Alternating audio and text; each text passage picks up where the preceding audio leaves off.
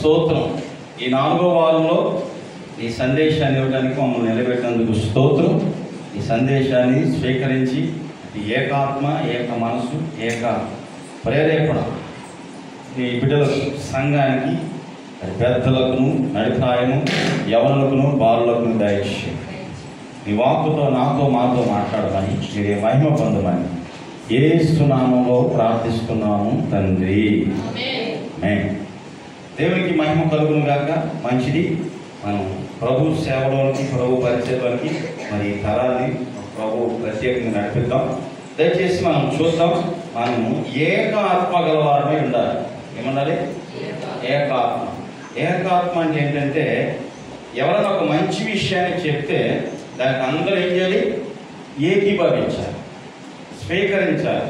సరే గారు చేద్దాం. సేవకులు చెప్పినా, సంఘ పెద్దలు చెప్పినా, ఇప్పుడు చిన్నపిల్లలు మంచి విషయమే, దానికి ఏం చేయాలి? మనం ఏకీభవించాలి.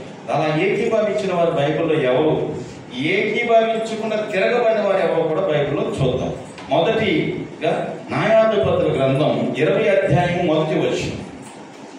న్యాయాధిపతుల గ్రంథం 20వ అధ్యాయం 1వ వచనం. మీరు చదువుతూ ఉన్నారు కాబట్టి చక్కగా ఆ మైక్ కూడా తీసుకుని చదివితే బాగుంటుందని నేను ఆశపడుతున్నా. న్యాయాధిపతుల గ్రంథం 20వ అధ్యాయం 1వ వచనం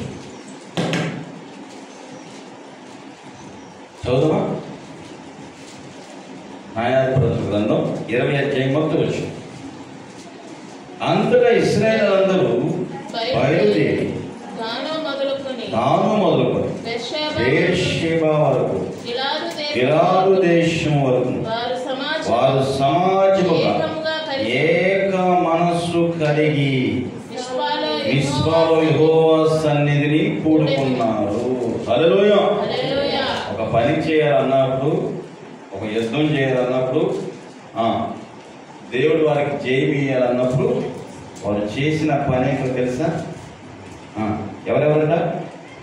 ఇశ్రాయేలు అందరూ కదా, బెర్షెబా కదా, బయలుదేరి దాను మొదలుకొని బెర్షెబా వరకు, గిలాదు వరకు వారు సమాజముగా ఏక మనసు కలిగి మిస్పాలో యెహోవా సన్నిధిని కూడుకున్నారు.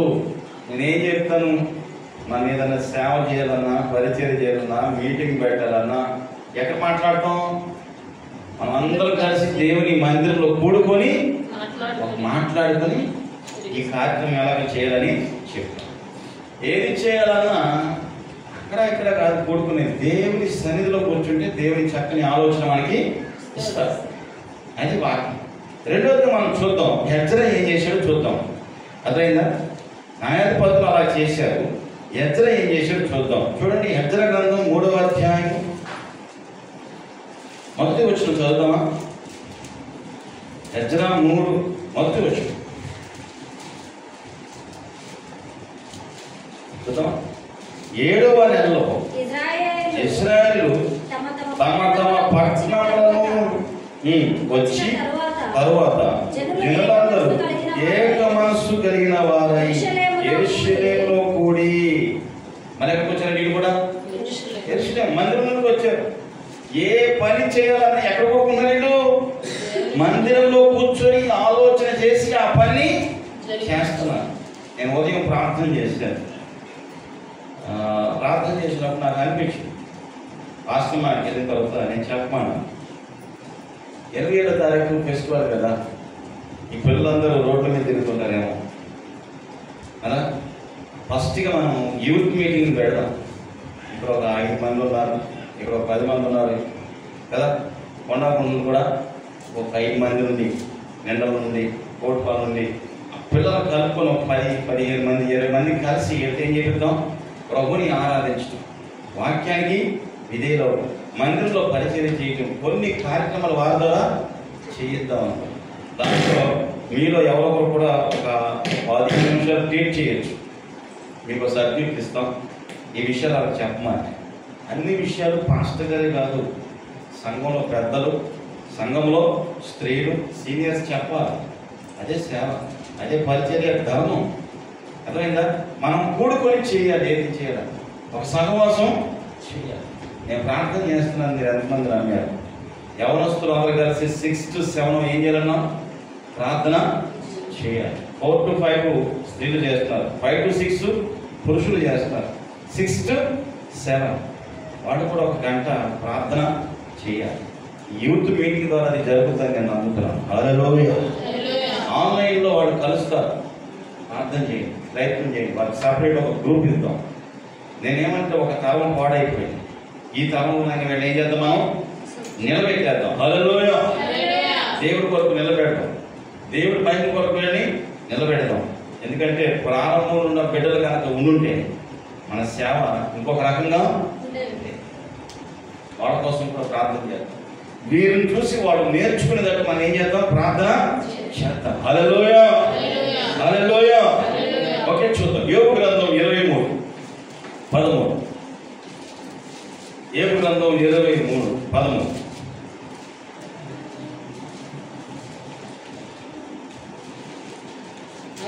అయితే ఆయన ఏక మనస్సు గలవాడు, ఆయన మార్చగలవాడు ఎవరు? ఆయన తనకిష్టమైనది ఏదో అదే చేయును.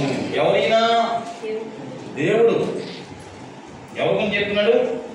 దేవుడి గురించి యోబు చెప్తున్నాడు. ఆయన ఏక మనస్సు గలవాడు, ఆయన మార్చగలవాడు ఎవరు? ఆయనకి ఇష్టమైంది ఆయన. మరి ఆయనకి ఇష్టమైంది మనం తెలుసుకొని చేస్తే, పిల్లలు తల్లిదండ్రులకి ఇష్టమైనది చేస్తే ఎక్కడుంది? ఫీల్ అయిపోతారా? పిల్లలు తల్లిదండ్రులకు ఇష్టమైనది చేస్తే ఫీల్ అవుతారా? ఫీల్ సంతోషిస్తారు. మరి ఇష్టమైనది చేస్తే ఫీల్ అవుతారా? పీకుతారా? పీకుతారా?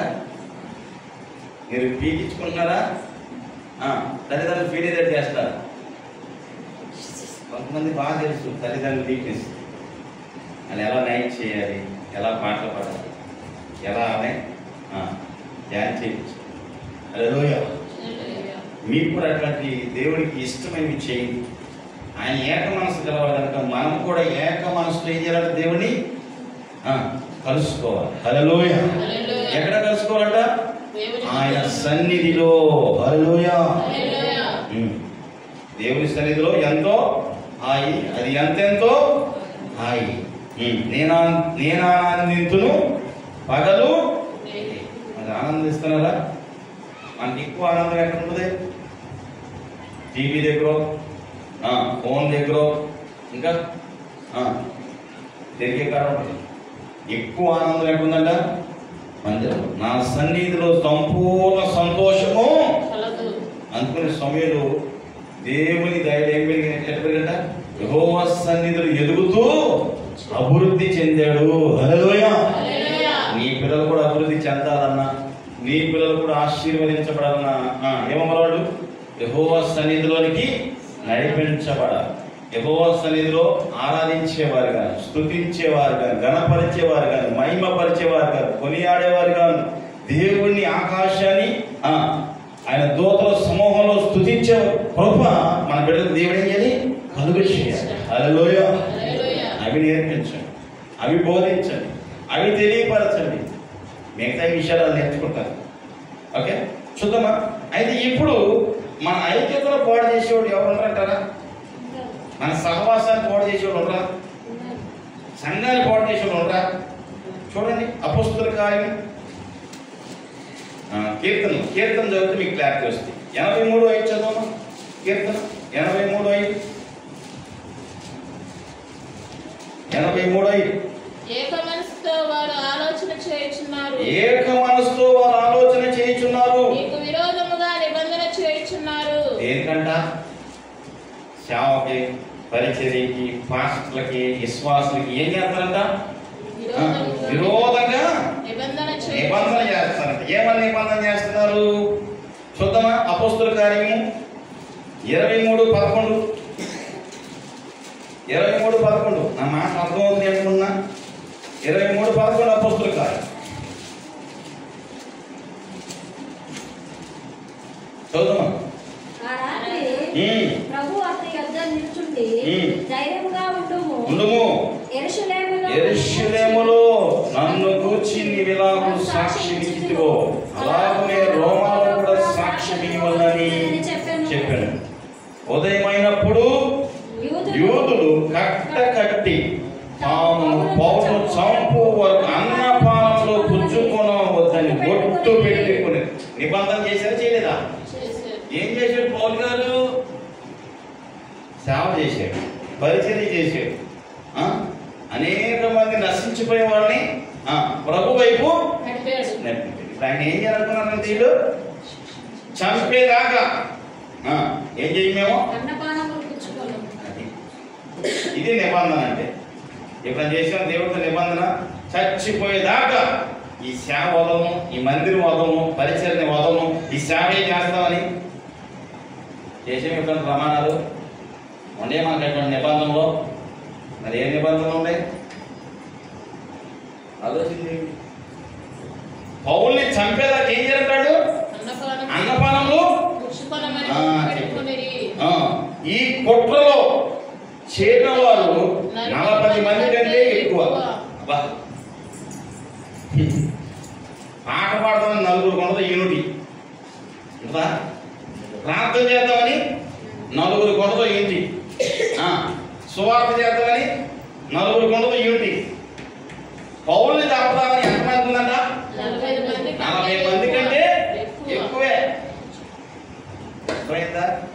సేవ చేసేవాళ్ళని చంపాలి, పరిచర్య చేసేవాళ్ళని చంపాలి, దేవుని ఆరాధించేవాళ్ళని చంపాలి, వాళ్ళ మీద కేసులు పెట్టాలి, వాళ్ళ జైలు వేయాలి. ఈ పనులు ఎక్కువ ఇప్పుడు జరిగేవి. ఎవరైతే ఫేమస్ అవుతారో ఆ సేవకుని తీసుకెళ్ళి ఏదో కేసు ఎట్టి జైలు వేసేయటం. అది నిజమా వద్దు అనేది తర్వాత నీకు ఒక విషయం చెప్తా. నీ పక్కింటి వాళ్ళ మీద ఒక ఆయన ఏం చేశాడంటే, నీకు పొద్దున్న పెట్టాను, ఎంతమంది చూసారు నాకు తెలియదు. పక్కింటి ఆయన మీద ఒక ఆయన లేనిపోయిన నిందలు వేసాడంట, కేసు పెట్టాడంట. కోర్టుకి వెళ్ళిన తర్వాత ఆ నిందలన్నీ ప్రూఫ్ చేయమంటే ఈయన ప్రూఫ్ చేయలేకపోయాడు. ఆ ఎఫ్ఐఆర్ ఉంది కదా, ప్రూఫ్ చేయలేకపోతే ఏం చేశాడంటే ఆయన జడ్జి అన్నాడంట, మరి ప్రూఫ్ చేయలేకపోతున్నాడు కదా, ఏం చేద్దాం, ఈ నిందలను ఎలా తొలగించాలన్నప్పుడు ఆ పేపర్ తెమ్మన్నాడు. రాసిన ఎఫ్ఐఆర్ తెచ్చాడు. తెచ్చిన పేపర్ని ఏం చేశాడంటే, ఎవరైతే నిందలు వేసాడో ఆ నిందలేశ్వరుడికి పేపర్ ఇచ్చి మొత్తం చింపేశాడ. నువ్వు బస్సులో వచ్చావు కదా, బస్సులో వెళ్ళేటప్పుడు ఈ పేపర్ మొక్కలను వదులుకుంటా వెళ్ళిపో, వచ్చే వాళ్ళు నేను తీర్పు చెప్తానన్నట. ఓన్లీ తీర్పు చెప్తాను కదా, జడ్జి మాట మనం ఎందుకు అనకూడదని చెప్పి మొక్కలు చింపేసి ఈ పేపర్ మొక్కలు బస్సులో వదులుకుంటా వచ్చే వారం వచ్చేటప్పుడు అన్నాడంట జడ్జి, నువ్వు వదులుకుంటే చూడు పేపర్ మొక్కలో అవన్నీ ఏరురా, నేను జడ్జిమెంట్ చెప్తాను. ఏర్పాట్లు కుదురుద్దా? ఈ రోజున సేవకుల మీద చెప్పేది కూడా ఇదే, సంఘాల మీద చెప్పేది కూడా, విశ్వాసం మీద చెప్పేది కూడా, సంఘ పెద్దల మీద చెప్పేది కూడా ఇదే ఎక్కువ. మరి ఏం చేద్దామండి? మీరు చెప్పండి. అంటే లేదా ఇటువంటి వాడు ఆలోచన చేయండి. పౌల్ని సేవ చేసే సేవకుని ఎంతమందట? 40 మంది. ఎక్కువ మంది ఉన్నారు. చంపేస్తాం పౌల్ని. పౌలు దొరికాడే చూడండి, ఒక కుట్ర. అర్థమైందా? మన మీద కూడా చెప్తారు, మేము అట్లా చేసేస్తాం, మేమేట్లా చేసేస్తాం, అది చేసేస్తాం, ఇది చేసేస్తాం. అర్థమైందా? దేవుడు చూస్తున్నాడు. హల్లెలూయా. రండి, కిందకి వెళ్తే టైం అవుతుందా? చదివితే మీకు అర్థమైంది అనుకుంటున్నా. చదువుతామా? వారు ప్రధాన యాజకుల యొద్దకు పెద్దల యొద్దకు వచ్చి, మేము పౌలును చంపు ఏమీ రుచుకోమని గట్టిగా ఒట్టు పెట్టుకున్నారు. కాబట్టి మీరు మహాసభలో కలిసి అతని గురించి పూర్తిగా విచారించి తెలుసుకునబోనట్లు అతన్ని మీ యొద్దకు తీసుకుని రమ్మని సహస్రాధిపతులతో మనకి దగ్గరికి రాక మునిపే మేము అతని చంపుటకు సిద్ధపడినామని చెప్పి. ఏంటి, కోర్టుకి వెళ్తుంటే కాల్చేస్తారు కదా, సినిమాలు చూస్తాం కదా, కోర్టుకి తీసుకెళ్తుంటే AK-47తో మీద కాల్చేస్తాం కదా. ఇవన్నీ చదివే తీసారు. మన పాస్టర్ ఉన్నాడు, బాహుబలి సినిమా అంట, మోషే నిబంధన కదా, కొట్టుకెళ్ళిపోతుంటుంది కదా పడవలో కదా. ఏ సినిమా? బాహుబలి సినిమాలో ఎవరో పెట్టేది పెడతారు కదా, చేస్తారు. చూడనట్టు నేను చూసినట్టు మీరు నాకు మీరు యాక్టర్లో నేనేది యాక్టర్లాగా మీరు కదా ఎంత యాక్టింగ్ చేస్తారంటే అంత యాక్టింగ్ చేస్తారు కదా. ఆయన అన్నాడు నైల్ నదిలో మోషే కొట్టుకెళ్ళిపోతున్నప్పుడు కదా, అదే ఎండింగే కదా. ఈ జరిగే చేస్తారు సినిమాలు వాళ్ళు కూడా, కానీ యేసుప్రభు మాత్రం చేస్తారు. అది ఆత్మశక్తి కదా. చదవను చదువుతావా, చెప్పవా, చదవా, అయిపోయిందా, పూర్తి చేసి అక్కడ. అయితే పౌలు మేనలు వారు పొంచి ఉన్నారని విని వచ్చి కోటలో ప్రవేశించి పౌలు ఆ సంగతి తెలిపాడు. అప్పుడు నేను శతాధిపతితో కలుసుకుని అతని యొద్దకు పిలిచి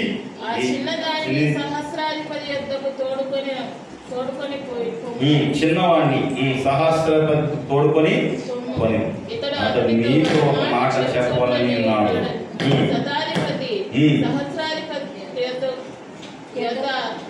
తోడుకొని పోయి ఖైదీ అయిన పౌలు నన్ను పిలిచి నీతో ఒక మాట చెప్పుకునవలసి ఉన్నాను. ఈ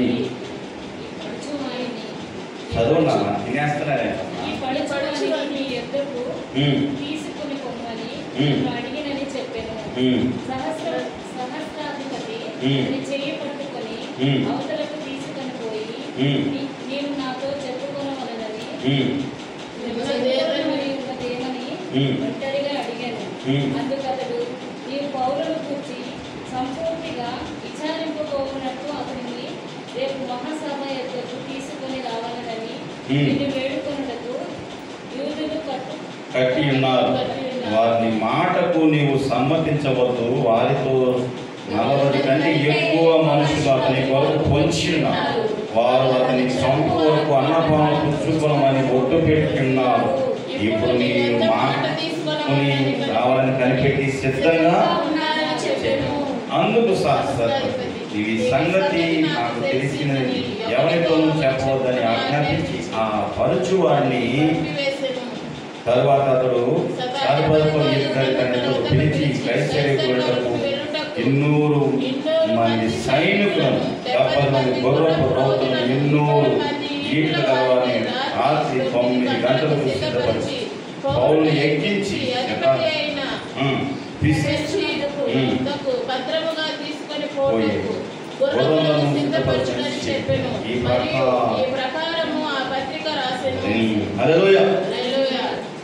దేవుడు తప్పిస్తాడు. అర్థమైందా? పౌలుకి పత్రికలు రాయాల్సిన పని సేవ చేసేవాడిని హింసించేవాడు బోడంత మంది, నిందలేసేవాడు ఇంకా బోడంత మంది, అన్నీ పట్టుకుని ఏనాడకూడదు, వదిలిపెట్టి వెళ్ళిపోవటం. అర్థమైందా? నేనేమన్నాంటే ఇప్పుడు సేవ చేయడానికి సహకరించడానికి బదులు సేవ పాడు చేయడానికి సహకరించేవాడు ఎంతమందమ్మా? 40 మంది కంటే ఎక్కువ. మరి ఆరాధన చేయడానికి 4 మాటలు అంటే ఇంకా పడతాడు కదా. చదువుతామా? ఇంకా 2 మాటలు ఉన్నాయి, నేను ముగిస్తాను. ఎందుకంటే నా సమయం మీరే తినేసారు. ఈసారి సిద్ధపడదండి పాడటానికి, ముఖ్యంగా మీరే. మిమ్మల్ని తినేసినా సరే వదిలిపెట్టలేదు. ఈరోజు మళ్ళీ నేర్పిస్తాను పాట. దౌర్తే మీరు ఏడ్చినా వదిలేదు. నాకు ఏడితే కన్నీళ్ళు నాకు కరగం, పాటి సంతోషిస్తాను. పాడు చదవండి. ఎహెజ్కేలు గ్రంథం 11:19.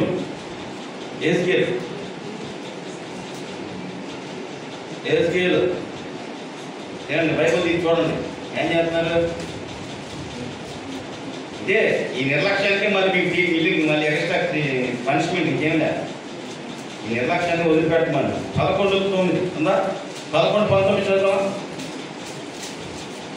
వాడు మారాలి. ఈ 40 మంది కంటే ఎక్కువ ఉన్నప్పుడు వాడు మారాలి. అండ్ ఇటువంటి వాడు ఇక్కడ రాయబడి ఉంది. ఉందా? ఎహెజ్కేలు 11:19 చదువు. వారు నా కట్టడలను నా విధులను అనుసరించి గైకొన్నట్లు నేను వారి శరీరంలో నుండి ఏ గుండె కలిగిన నీళ్ళు, ఏ గుండె కలిగినట్టు రాయి నాటి గుండి. యేసుప్రభు అన్నాడు ఈ రాయి గుండె ఆలోని తీసివేసి వారికి మాంసపు గుండెను ఇచ్చి వారికి ఏక మనస్సు కలుగజేసి వారి యందు నా నూతనాత్మ. ఇప్పుడే ఆత్మ ఉంది, ఇప్పుడే ఆత్మ ఉంది నాలో. ఇప్పుడు ఏముంది? దురాత్మ ఉంది. దేవుడు ఏం చేస్తాడు? రాయి లాంటి మనసు తీసేసి మనసు గుడిని పెట్టి వాళ్ళు ఏ ఆత్మ పుట్టిందంట. మీరు ఈ ప్రార్థన చేయాలి. సేవ పాటు చేసేవాడు, సంఘాలు పాటు చేసేవాడు కోసం ఏ ప్రార్థన చేయాలి? ప్రభు వాళ్ళు నూతన ఆత్మ పుట్టించని ప్రార్థన చేయాలి. అర్థమైందా? ఎంతమంది సంఘాలు పాటు చేసేవాడు, ఎన్ని సంఘాలు పూజ చేసేవాడు. మొన్న కేరళలో చూస్తున్నాం. ఒక చర్చిని పడగొట్టేసి పాస్టర్ని తరిమేసి మీరు దేవుడు అనుకుంటే మిమ్మల్ని కూడా చంపేస్తామని బెదిరిస్తున్నారు. అక్కడ ఏ ఆత్మ ఉంది? దురాత్మ ఉంది. దురాత్మను తొలగించి దేవుడు ఏ ఆత్మ ఇస్తాడంట? నూతన ఆత్మ. ఏమన్నమాట? నూతన ఆత్మ ఏం చేస్తాడ? పుట్టిస్తాడు. హల్లెలూయా. మీలో కూడా ఏ ఆత్మ పుట్టాలి? ఏ ఆత్మ పుట్టాలి? ఏం చెప్పారు? తినేటప్పుడు చెప్పారు. ఏ ఆత్మ పుట్టాలి? గట్టి చెప్పండి. నూతన ఆత్మ. ఏ ఆత్మ అంట? నూతన ఆత్మ. తీసుకెళ్ళి వెళ్ళిపోయి. ఏ ఆత్మ?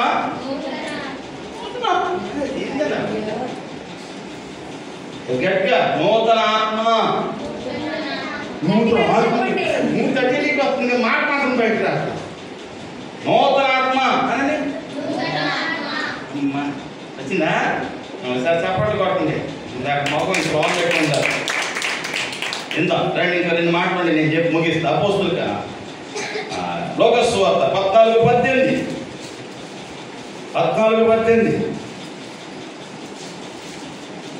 ఉందా బైబిల్లో? 14:18. అయితే వారందరూ ఏక మనస్సుతో చెప్పసాగి. అది ఏం చెప్పారంట?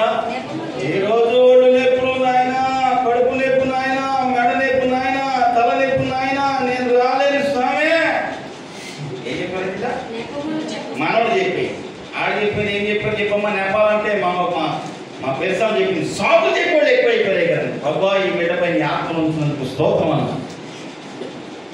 ఏం చెప్పాడు? లేకుండా నీది ఎప్పుడు ఆ సాగులు కడుపు ఏంటి అని అంటాడు ప్రభు.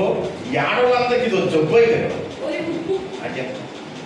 పోయేది ప్రార్థన చేయదన్న నేను. హల్లెలూయా. ఈ వంకతన్నీ చేసేస్తారంట. ఏ వంకతో? కడుపు నొప్పి అని చెప్పి సారంట. ఇంక వదిలేస్తారంట అమ్మ నాన్న. చదువున్నాను ఏంటంటే ఏం చెప్పి సాగిరంట? ఏం చెప్పారు? నెపాలు. నిజాలు కాదంట. నెపములు చెప్ప సాగిరి. మొదటివాడు అర్జెంటుగా ఆదివారం పొలం వల్ల రిజిస్ట్రేషన్ చేస్తారా? ఆదివారం పొలం రిజిస్ట్రేషన్ చేస్తారా? మరి అని చెప్పి నేను నమ్మాలి. ఆదివారం రిజిస్ట్రేషన్ చేయకంటే పాపం చేద్దాం. అలా అడగకూడదు. రండి నెక్స్ట్. అర్జెంట్గా రిజిస్ట్రేషన్ చేసేది పొలం కొన్న. రెండోవాడు అది ఎట్లా కొనేస్తున్నా ఆదివారం వెళ్ళి సంతలో. ఈరోజు నేను రాలేము ఎట్లు కొంటాకి. క్షమించాలి. ఏం చేయాలి మనం? నా పెద్దలే వీళ్ళందరూ ఎవడో కాదు. ఎవరు పేరు పెట్టుకుంటారు వాళ్ళ పేరు పెట్టుకుంటే పక్కన చదివేవాడు మీ పేరు మీ గురించి చెప్తున్నాం. ఇంకా మరి ఒకడు అబ్బా అర్జెంటుగా నేను ఒకటి ఫోన్ చేసి ఫస్ట్ గా రేపు 3:00 మీరు ఇక్కడ ఉండాలి. అంటే పాప వెళ్ళిపోతాయి. ఏంటి వెళ్ళిపోతాయి? ఉద్యోగానికి వెళ్ళిపోతాయి. తీసుకెళ్ళిపోరా నేను. మేము మాత్రం రాం. మాకు చర్చ ఉంది, సేవ ఉంది, మేము కాక రాం. తీసుకెళ్ళిపో పో. అర్జెంటుగా ఏం చేయాలంట? అమ్మాయిని చూసి చేయాలి. హల్లెలూయా. రెండు అయిపోయిందా? ముగ్గురేనా? అప్పుడు దాసుడు తిరిగి వచ్చి ఈ మాటలు తన యజమానునికి తెలియజేయగా ఆ ఇంటి యజమానుడు కోపపడి. ఇప్పుడు అర్థమైందా? మాస్టర్ గారికి కోపం ఎందుకు? ఏం చెప్పినా నేను అక్కడ ఉండా, నేను ఎక్కడ ఉండా, నేను ఇది చేస్తున్నా అది చేస్తున్నా అంటే మీకేమవుతుంది? మీకేదా? ఇదే మన పెద్దలు ఏదో చర్చలు లేదంటే అది కారణం. ఏదో ఒక సాకు, ఏదో ఒక నేపం, ఏదో ఒకటి రోజున ఏదో ఒక రోజు అంటే అనుకోవచ్చు, లేదా ఒక వారం అంటే అనుకోవచ్చు, ఒక నెల అనుకోవచ్చు. ఓరే నాయన సంవత్సరం పొడుగునా ఏ కథలా మీరే చెప్పాలి. ఓకే, మళ్ళీ ఏ మనసుతో చెప్తారు వీళ్ళందరూ? అబ్బా నేను చెప్పినదే పనికి రాని అనుకుంటే ఐక్యత పనికొచ్చేదానికి చెప్పండి స్వామి. ఉంటుందా ఆమేన్ హల్లెలూయా. కవర్ చెయ్యడానికి ఏం చేస్తాం? ఏదోటి నన్ను బాగా కవర్ చేసుకోవాలి. చదువు ఇంకో 2 మాటలు చదువు ముగించేద్దాం. ఈ సాధారణ చేతికాడ దగ్గరికి వెళ్ళి పట్టణానికి ఇంకా అయిపోయింది. ఇదే చెప్పేస్తే ఏమర్థం కానీ ఆ వాక్యం వదిలేసి ఇంకో వాక్యం అపోస్తుల కార్యం 1:14 టైం అయింది. 1 గంట ముగించేయాల. పాట వచ్చి ఇక్కడ నేర్చుకున్నారుగా. అరగంట నేను చెప్పేది వాక్యం చూడండి, మీరు యూట్యూబ్లో కూడా చెక్ చేసుకోండి. 1:14 చదవండి అపోస్తుల కార్యం. మీరందరూ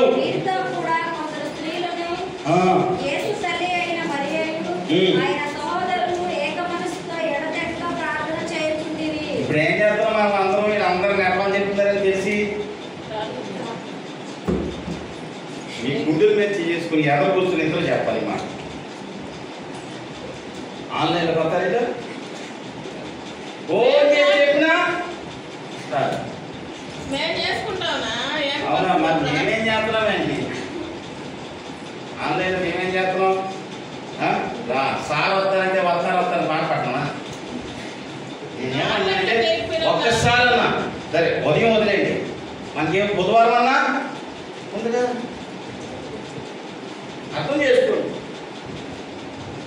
మీరు చూడండి, కొండాగుంట్లో 12 మంది ఉంటే తిరుపతిలో ఒక్కరుండవు. కొండాగుంట్లో మీరు చూడండి, నీకు కావాల్సిన స్క్రీన్ గ్రూప్లో పెట్టారు. ఒక్కరు తిరుపతిలో ఒక్కరు బుధవారం చెప్పిన మీరు మిగతా రోజులు వదిలేయండి. ఎంత బాగా చెప్తా. కనీసం ఒక్కరు రాదు తిరుపతిలో.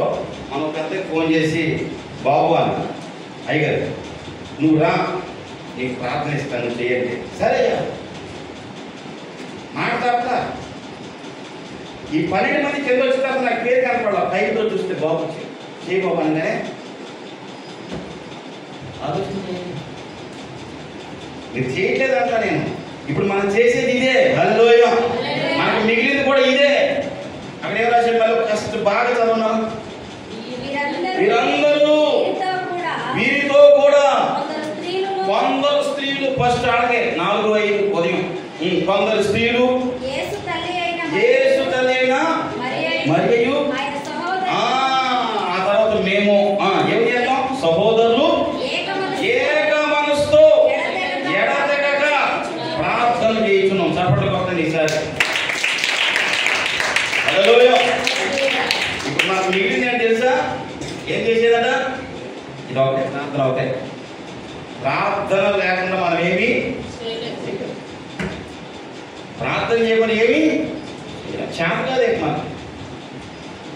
మనకి ఎప్పుడు గుర్తుంది తెలుసా? ప్రార్థన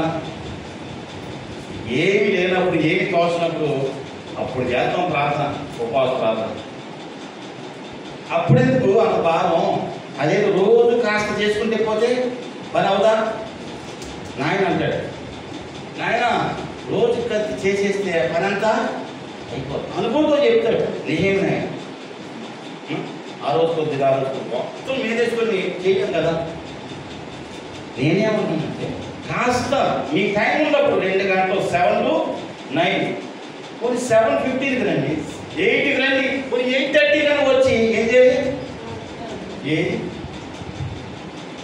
ఎన్నిసార్లు కొట్టి మా సీమన్ అన్నాడు, వాళ్ళు ఫోన్లు ఆపేసారు అయ్యారు, సైలెంట్లో పెట్టేశారు అయ్యారు, ఫ్లైట్ మోడ్ పెట్టేశారు అయ్యారు. ఏం ఆపేశారంట? నెట్ ఆపేశారు. 9 తర్వాత నెట్ అని పరిశుద్ధులు అన్నారు, అతి పరిశుద్ధులు అన్నారు. మీకే వదిలేస్తారు. రైట్. ఇప్పుడు ఏం చేయాలంట? వీళ్ళందరూ కూడి ఏం చేశారంట? ప్రార్థన. హల్లెలూయా. మనం ఆమోస్ పాడతారు, ప్రార్థన శక్తి నాకు కావాలయ్యా, నీ పరలోక అభిషేకం కావాలయ్యా.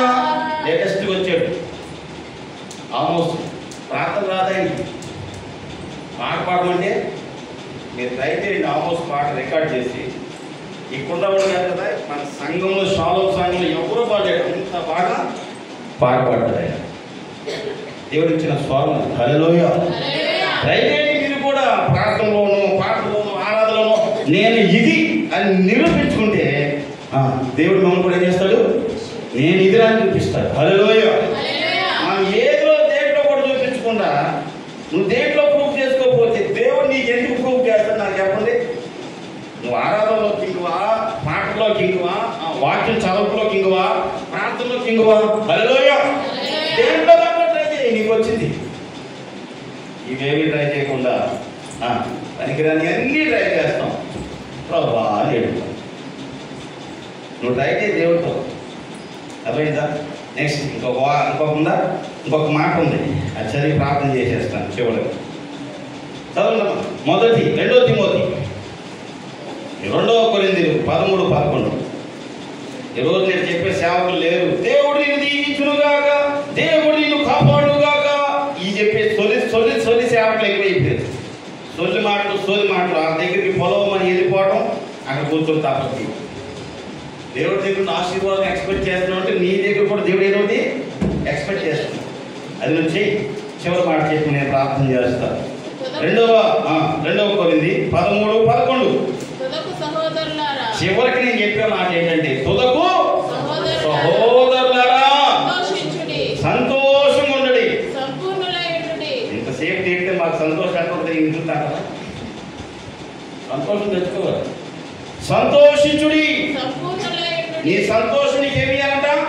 సంపూర్ణులైనడి, ఆదరణ కలిగినుడి, ఏక మనసు గలవారై ఉండుడి, సమాధానముగా ఉండుడి. ప్రేమకు సమాధానముకు కర్తైన దేవుడు నీకు తోడైండును గాక. హల్లెలూయా.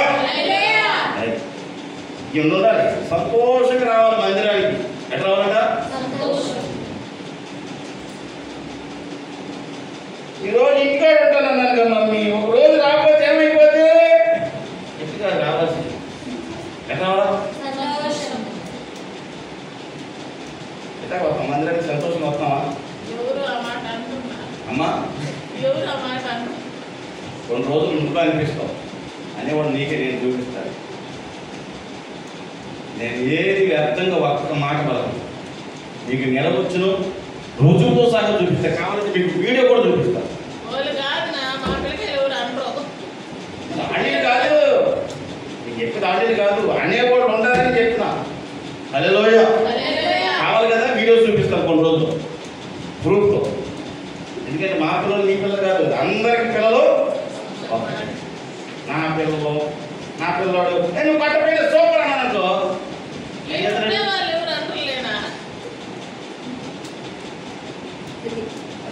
నువ్వు సూపర్ అన్న ఎట్టబడుతున్నాడు ఎట్టబుట్టినా ఏమన్నాడు? నేర్చుకో. ఏం చేయాలి?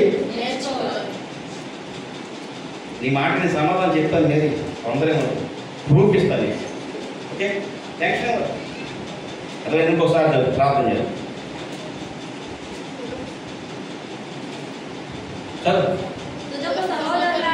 లాస్ట్కి సహోదరులారా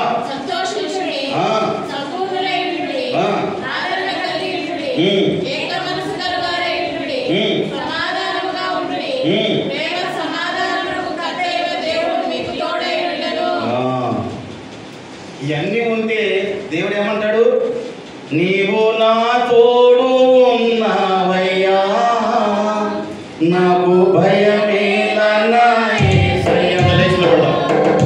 నీవు నాలోనే ఉన్నావయ్యా, నాకు దిగులేలా యేసయ్యా, నీవు నా తోడు ఉన్నావయ్యా, నాకు భయమేలా యేసయ్యా, నీవు నాలోనే ఉన్నావయ్యా, నాకు దిగులేలా యేసయ్యా, నాకు భయమేలా, నాకు దిగులేలా, నాకు భీతేలా, నాకు చింతేలా, నీవు నా తోడు ఉన్నావయ్యా, నాకు భయమేలా,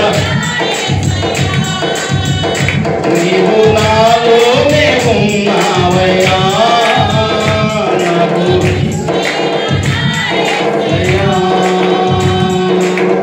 ప్రార్థన చేసుకున్నామా? మేము మీ సేవలో మీ పరిచర్యలో ఎన్నో చూసాం. ఈ బిడ్డలు ఇంకా గ్రహించట్లేదు.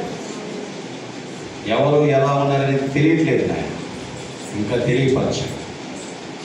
ఎందుకంటే ప్రభువా మేము చూస్తున్నాం, వింటున్నాం, మాట్లాడుతున్నాం, తెలుసుకుంటున్నాం, నేర్పిస్తున్నాం, బోధిస్తున్నాం, విసిదపరుస్తున్నాం. గ్రహింపులోకి రావడానికి సహాయం. ఈ సన్నిధి అంటే సంతోషంగా రావాలి. యెహోవా మందిరంలో వెలుగునప్పుడు జనులు సంతోషించినట్లు అటు సంతోషంతో రావడానికి సహాయం. మేమేది చేయాలన్నా నీ మందిరంలో కూడి చేయడానికి సహాయం చేయి. ఏది చేయాలన్నా, ఏ సేవ చేయాలన్నా, ఏ పరిచర్య చేయాలన్నా, ఏ ప్రార్థన చేయాలన్నా ప్రార్థన చేయడానికి సహాయం. వ్యతిరేకంగా నిలబడిన వారి గుండెలు, రాతి గుండెలు నూతన ఆత్మ పుట్టించినట్లు కలిసి స్త్రీలు పురుషులుగా ప్రార్థించడానికి సహాయం. నాయనా మీకు దీవించు. అయినా మీకు స్తోత్రం. మరి సమాధానకర్త దేవా, ప్రేమకు సమాధానానికి కర్త మాకు తోడినందుకు స్తోత్రం. ఈ మాటలు మా హృదయంలో నీరు కట్టి ఫలించి మీరే మహిమ పొందమని స్తుతి, ఘనత, మహిమ, ప్రభావాన్ని ఆరోపిస్తూ యేసు క్రీస్తు పేరట అడుగుచున్నాము తండ్రి. ఆమేన్.